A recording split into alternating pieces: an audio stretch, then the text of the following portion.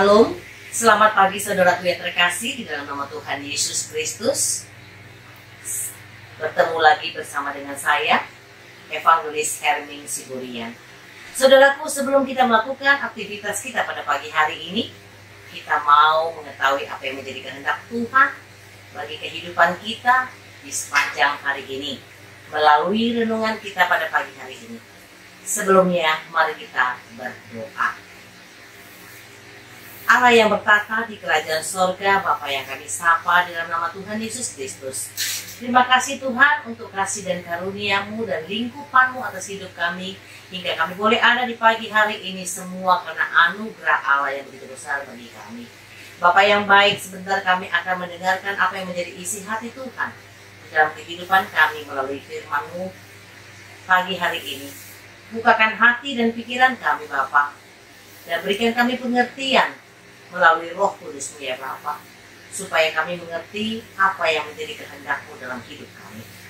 Bapa yang baik, Engkau juga pelihara kehidupan dari hamba-Mu yang akan membawakan firman-Mu pada pagi hari ini. Perlengkapi hamba-Mu yang tidak ada apa-apanya Tuhan. Biar Engkau sembunyikan hamba-Mu selalu di belakang salib-Mu, dan nyatakanlah kasih karunia-Mu dalam hidup kami melalui firman-Mu. Kami sambut firman-Mu bersama dengan Yesus Kristus yang menjadi Tuhan dan Juru Selamat kami yang hidup. Haleluya, amin. Saudaraku yang terkasih, firman Tuhan yang menjadi renungan kita pada pagi hari ini tertulis di dalam 1 Yohanes 4 ayat yang ke-10. Demikian bunyi firman Tuhan. Inilah kasih itu, bukan kita yang telah mengasihi Allah, tetapi Allah yang telah mengasihi kita dan yang telah mengutus anaknya sebagai pendamaian bagi dosa-dosa kita. Amin. Demikian firman Tuhan. Saudaraku yang terkasih, firman Tuhan yang menjadi renungan kita pada pagi hari ini kita beri judul dengan kasih yang tak berkesudahan. Saudaraku, kasih adalah merupakan hukum yang terutama dari yang utama daripada ajaran Kristus di sepanjang perjalanan kehidupannya. Di dalam pengajarannya ini, Tuhan Yesus selalu memberikan contoh teladan kepada kita umatnya untuk saling mengasihi satu dengan yang lain. Dan ini tertera di dalam hukum Taurat Musa, yang mana hukum Taurat Musa terbagi atas dua bagian, yaitu yang pertama kasih kepada Allah, dan yang kedua adalah kasih kepada sesama kita umat manusia. Oleh karena itu saudaraku yang terkasih, basic daripada pengajaran Yesus Kristus bagi kita umatnya adalah supaya di dalam menjalani kehidupan kita ini, kita harus dapat saling mengasihi satu dengan yang lain, seperti yang Tuhan sudah berikan contoh di dalam kehidupannya, di dalam pengajaran-pengajarannya kepada setiap umat yang percaya kepadanya. Seperti Allah yang telah mengasihi kita hingga saat ini, saudaraku, Dia menginginkan kita selalu menerapkan yang menjadi teladan yang sudah diberikan oleh Tuhan Yesus. Memang di dalam menjalani kehidupan ini, hukum kasih tentulah sangat-sangat mudah kalau kita mengucapkannya atau mengungkapkannya, tapi tidaklah mudah di dalam pelaksanaannya, saudaraku. Untuk menerapkan kasih yang diajarkan oleh Tuhan, tentulah tidak akan susah memang, jikalau kita menerapkan kasih itu kepada orang-orang yang seturut atau sesuai atau masuk di dalam standar hitungan kita. Contohnya saudaraku, kita menyukai orang-orang yang pintar ada di dalam lingkungan kehidupan kita, atau dia orang kaya, cantik maupun ganteng, penampilannya keren, dan yang pasti adalah orang itu adalah orang yang sangat menguntungkan bagi kita. Tapi untuk menerapkan kasih kepada orang-orang yang di luar dari kriteria kita ataupun standar kita, mungkin kita butuh kasih karunia untuk menjalankannya. Contohnya, tidak jarang kita lihat bahwa orang yang kurang pintar masuk ke dalam lingkungan atau standar orang-orang pintar, atau kehidupannya rata-rata di bawah cukup, penampilannya kurang dan biasa-biasa saja, apalagi orang itu tidak menguntungkan di dalam kehidupan kita. Tentulah hal-hal ini akan tersingkirkan dari lingkungan kita, sehingga apa yang dia ajarkan oleh Tuhan, jikalau kita melakukan hal ini, berarti kita belum dapat menjalankan apa yang menjadi kehendak Tuhan untuk menerapkan kasih yang Tuhan inginkan, yang sudah diberikan contoh bagi kita. Kalau hal seperti di atas tersebut kita masih pertimbangkan. Saudaraku yang terkasih di dalam nama Tuhan Yesus Kristus, dalam hal ini Tuhan mengajak kita melalui nats firman-Nya yang menjadi renungan kita pada pagi hari ini, supaya kita benar-benar dapat saling mengasihi dengan tulus kepada sesama kita tanpa ada syarat tertentu. Apa yang dimaksud oleh Tuhan di dalam hal ini saling mengasihi sesama kita? Siapa yang dimaksud dengan sesama kita? Tentulah sesuai dengan firman Tuhan. Jikalau kita mengasihi orang-orang yang terlantar atau orang yang tidak memiliki pakaian, kita memberikan dia pakaian. Atau orang-orang yang terkurung di dalam penjara, kita melawat mereka dan mengasihi mereka dan memberikan apa yang mereka butuhkan. Hal ini sangat-sangat disukai oleh Tuhan jikalau hal ini kita berbagi kasih kepada orang-orang yang tidak mampu.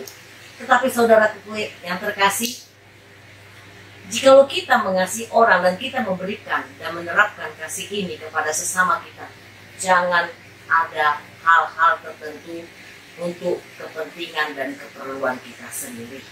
Contohnya, kita memberi, kita mengasihi orang lain supaya kita dikenal oleh orang banyak, supaya orang tahu bahwa kita mengasihi. Padahal Tuhan menginginkan kita memberi dan mengasihi orang itu dengan setulus hati, seperti yang Tuhan sudah terapkan di dalam kehidupan kita. Tuhan mengasihi kita bukan pada saat kita dalam kondisi kuat, di dalam kondisi sehat, di dalam kondisi kita memiliki harta kekayaan yang melimpah. Tetapi Tuhan datang melawat kita dengan kasih-Nya pada saat kita lemah, pada saat kita tidak kuat, pada saat kita sakit, pada saat kita terpuruk di dalam setiap permasalahan kehidupan yang kita hadapi. Bahkan Tuhan melawat kita dengan kasih-Nya pada saat kita terjatuh di dalam dosa-dosa yang bergelimang di dalam kehidupan kita. Dia datang beserta kita dan menyapa kita dengan penuh kasih. Itulah tanda yang Tuhan sudah berikan bagi kita sebagai pengajarannya. Oleh karena itu saudaraku, Tuhan saja dapat mengasihi kita dengan tanpa syarat apapun, maka kita juga harus bisa melakukan seperti yang diinginkan oleh Tuhan. Karena kita adalah diciptakan Tuhan seturut dengan gambar Tuhan. Dan kita adalah fotokopi Tuhan. Oleh karena itu, apapun yang dilakukan oleh Tuhan, pengajaran-pengajaran baik, terlebih seperti kasih yang Tuhan sudah terapkan bagi kehidupan kita, kita harus melakukannya dengan setulus hati kita. Dengan kasih-Nya, Tuhan mengangkat kita dari keterpurukan kita. Dia juga akan memulihkan kehidupan kita yang hancur. Dengan kasih-Nya, Dia selalu menenangkan jiwa kita dan bahkan menanggung seluruh hukuman atas dosa kita. Dia rela berkorban dan mati di kayu salib demi untuk menebus seluruh dosa-dosa yang sudah kita lakukan. Allah yang penuh kasih melimpahkan seluruh hukuman atas dosa kita kepada Yesus Kristus, Sang Juru Selamat bagi kita. Oleh karena itu, saudaraku yang terkasih dalam nama Tuhan Yesus Kristus, mari kita selalu hidup dalam kasih kepada semua orang dengan tanpa syarat dan tanpa memandang hidup orang lain. Kita juga harus mampu menerima dengan penuh kasih segala perbedaan-perbedaan yang ada di sekitar kita. Karena hal ini juga diajarkan oleh Tuhan kita, Yesus Kristus, di dalam firman-Nya yang tertulis di dalam Kisah Para Rasul 10 ayat yang ke-34. Demikian bunyi firman Tuhan. Lalu mulailah Petrus berbicara, katanya, sesungguhnya aku telah mengerti bahwa Allah tidak membedakan orang. Ingat saudaraku, bahwa Allah tidak membedakan orang. Demikian juga halnya dengan kita.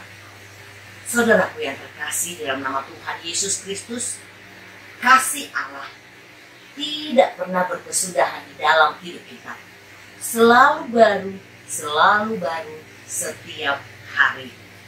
Amin. Mari kita berdoa.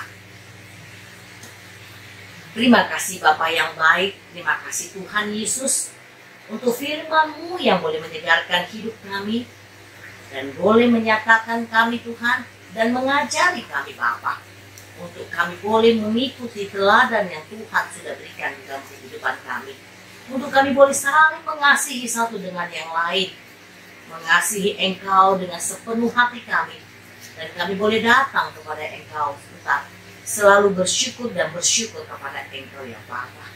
Begitu juga dengan sesama kami umat manusia. Mampukan kami Tuhan untuk menjalankan kasih yang seperti Engkau ajarkan. Dan kami tidak mampu dan tidak bisa Tuhan Yesus melakukan ini tanpa pimpinan daripada Engkau ya Allah. Dan mampukan kami Tuhan untuk tidak membeda-bedakan satu dengan yang lain.